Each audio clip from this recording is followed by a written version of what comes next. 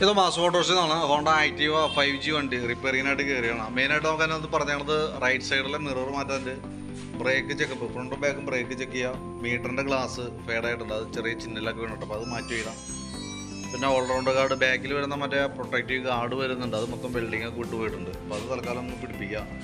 ആ രീതിയിലൊക്കെയാണ് പറഞ്ഞത് കേട്ടോ. അപ്പോൾ നമ്മൾ വർക്കുമായി ബന്ധപ്പെട്ട് വണ്ടി കയറ്റി ബ്രേക്കിൻ്റെ ഭാഗം ചെക്ക് ചെയ്യുന്ന സമയത്ത് ബ്രേക്ക് ലൈനർ കംപ്ലൈൻ്റ് ആണ്. ബ്രേക്ക് ലൈനർ ഫുള്ള് ഉപയോഗിച്ച് തീർന്നതാണ്. പരമാവധി നമുക്ക് അതിൻ്റെ എൻഡ് വരെ നമ്മൾ ഉപയോഗിച്ചിട്ടുണ്ട്. അതുപോലെ തന്നെയാണ് ഫ്രണ്ടിലത്തെയും ബ്രേക്ക് ലൈനർ നമുക്ക് മാറ്റിയാലാണ് അത് ക്ലിയർ ആവുള്ളൂ കേട്ടോ. ഫ്രണ്ടിലത്തെ ബ്രേക്ക് ലൈനർ മാത്രം പോരാ, നമുക്ക് അതിൻ്റെ ഈ ബുഷ് സെറ്റൊക്കെ ഇതുണ്ടാവും, മറ്റേ ഗ്രീൻ ബുഷാണ് ഷോക്കിൻ്റെ, അതൊക്കെ വെറുതെ ഇങ്ങനെ ചാടിപ്പോരാണ്. ആ കണ്ടീഷനിലേക്ക് തേമാനം വന്ന് പോയിട്ടുണ്ട്. അതുപോലെ തന്നെയാണ് ഈ ലിങ്കിൻ്റെ ബുഷ് കേട്ടോ. അപ്പോൾ ഈ ലിങ്ക് ബുഷും മാറ്റിയിടാം, ഷോക്കിൻ്റെ ബുഷും മാറ്റി ഫ്രണ്ടിലത്തെ ബ്രേക്ക് ലൈനർ മാറ്റി കഴിഞ്ഞാൽ ഫ്രണ്ടിലത്തെ ഭാഗം ഓക്കെ ആയിക്കോളും. അതുപോലെ ബാക്കിലേക്ക് വരുമ്പോഴത്തേക്ക് നമുക്ക് അതിൻ്റെ ബാക്ക് ബ്രേക്സ് മാറ്റി ക്യാമൊക്കെ ഒന്ന് അഴിച്ച് ഗ്രീസ് ചെയ്ത് കഴിഞ്ഞാൽ ബാക്കിലത്തെ ദിവസം ക്ലിയറാണ്. കേബിളുകൾക്ക് തൽക്കാലം വേറെ കുഴപ്പമൊന്നുമില്ല, തൽക്കാലം അങ്ങനെ കിടന്ന് ഓടട്ടെ. പിന്നെ റൈറ്റ് സൈഡ് മിറർ മാറ്റാനുണ്ട്. പിന്നെ നമുക്ക് അതിൻ്റെ ഓൾറൗണ്ട് ഗാർഡ് ഉള്ളിൽ നിന്ന് പൊട്ടി പോകുന്നതിനാണ്.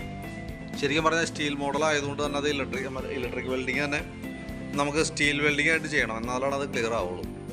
അത് തൽക്കാലം ഇവിടെ പെട്ടെന്നൊന്നും ചെയ്ത് കിട്ടാറില്ല സാധാരണ രീതിയിൽ, ആരും ചെയ്യാൻ തയ്യാറാവാറില്ല. കാരണം അങ്ങനെ ടച്ച് ആകുമ്പോൾ തന്നെ കത്തിപ്പോണ മോഡലായതുകൊണ്ടേ. അപ്പോൾ തൽക്കാലം നമ്മളതൊരു ക്ലിപ്പ് പിടിപ്പിച്ചിട്ട് വലിയ പ്രോബ്ലം ഇല്ലാത്ത രീതിയിലേക്ക് നമുക്ക് സെറ്റാക്കി തരാം. അതാണ് നമുക്ക് ചെയ്യാൻ പറ്റുക. പുറമേ നിന്ന് ചെയ്യാൻ പറ്റുന്ന കേസ് നമ്മളെ കൊണ്ട് ചെയ്യാൻ പറ്റുന്നതാണ്, അത് ക്ലിയർ ചെയ്ത് തന്നെ കേട്ടോ.